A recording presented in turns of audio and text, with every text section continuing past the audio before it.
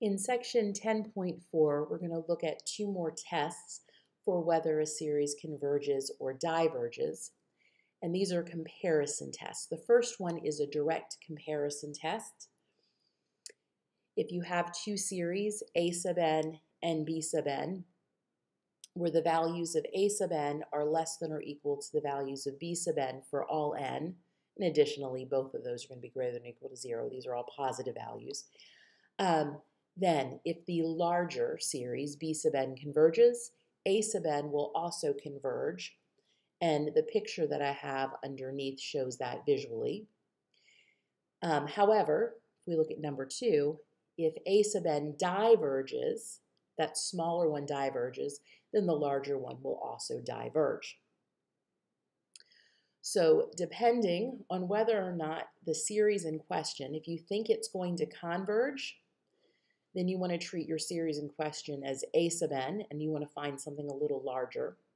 However, if you think that your series in question diverges, then you want to find something a little smaller than it. And we're going to do some examples to show you exactly what I mean there. So if we come down here, it says use the direct comparison test to determine if each series converges or diverges. So for the first one, denominator, n squared plus 30.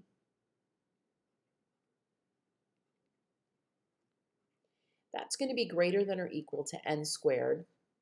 It's actually strictly going to be greater than n squared for all values of n. All our n values here are positive.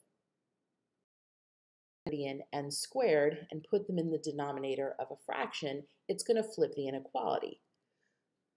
So it would say 1 over n squared plus 30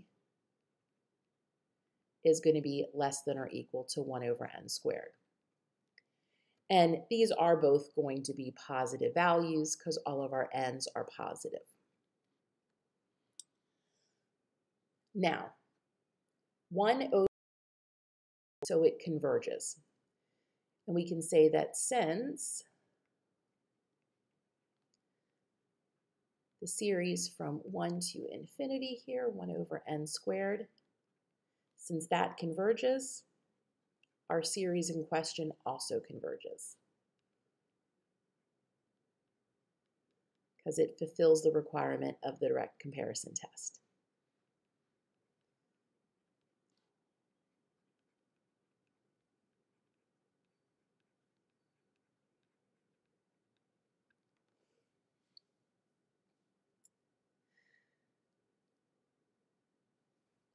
Now, for the second one, we're looking at the series from n equals 1 to infinity of cosine squared n over n to the 3/2. I'm going to end up comparing this converge. Let me show you how we're going to fulfill what we need to fulfill here. Cosine squared n is going to always be between 0 and 1.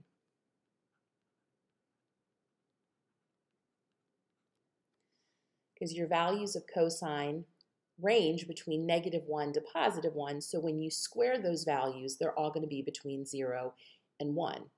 Since that is true for all n, then you could say that 0 is less than or equal to cosine squared n over n to the 3/2, that's our series in question, which is less than or equal to 1 over n to the 3/2. Technically, you'd be dividing 0 by n to the 3/2, but it's still going to be 0. So that fulfills our setup for the direct comparison test.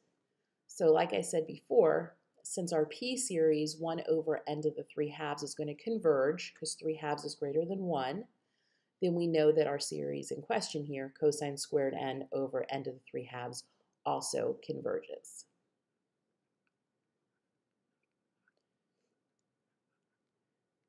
So with the comparison tests, the p-series come in very handy. And just remember, as long as your p-value, as long as that exponent is greater than 1, it will converge. So since this converges, Our series in question also converges. Sorry, my infinity's a little rough looking there.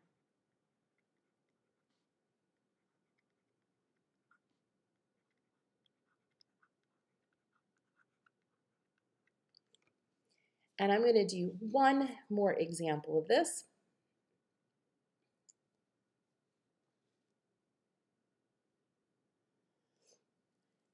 Here we're given the series from n equals 1 to infinity, n over 3n plus 1 to the nth power.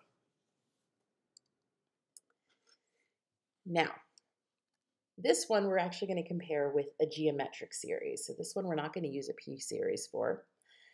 N over 3n plus 1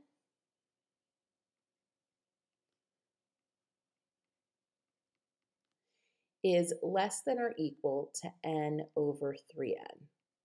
Okay. Since the denominator on the left here is a little bit larger, the fraction is going to be a little bit smaller. But these are both positive. Since our n values are positive, these are both going to be greater than or equal to 0. Now, the n over 3n, that's just 1/3. I can divide top and bottom by n. That's the same thing as 1/3. So I have n over 3n plus 1 is less than or equal to 1/3. If I raise everything to the nth power, it's not going to impact the inequalities because, again, n is positive. So we could say 0 to the nth power, which is still 0, is less than or equal to n over 3n plus 1 to the nth power, less than or equal to 1/3 to the nth power. And that's going to hold for all n, because again, n's positive.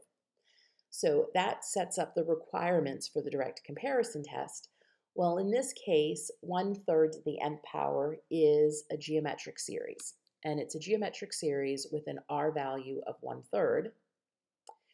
And whenever that r value is less than 1, the geometric series is going to converge. So we can say that since 1/3 to the n power converges, again, because it's a geometric series with an r value less than 1, our series in question also converges.